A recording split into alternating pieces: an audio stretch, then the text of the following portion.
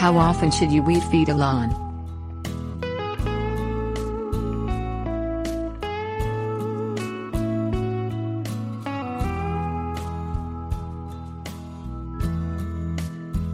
Up to twice per year. Apply weed and feed to a damp yard once a year in the spring when you see weeds begin to grow. It may be applied another time during the same growing season if needed, according to the Scott's Miracle Grow Company.s website.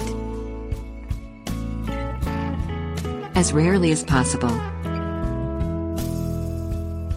Weed and feed damages shrubs, flowers, trees and some grass species, according to a Louisiana State University Agricultural Center Research and Extension website article. Many herbicides work better in spray form as opposed to granular products. Weed and feed should not be applied to areas where both fertilization and weed control are not actually needed. Bottom line.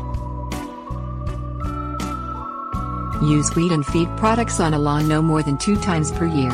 Avoid other plants and flowers during application, and apply in localized areas only as needed. Always read the product's label prior to application to ensure that the product is appropriate for your lawn type.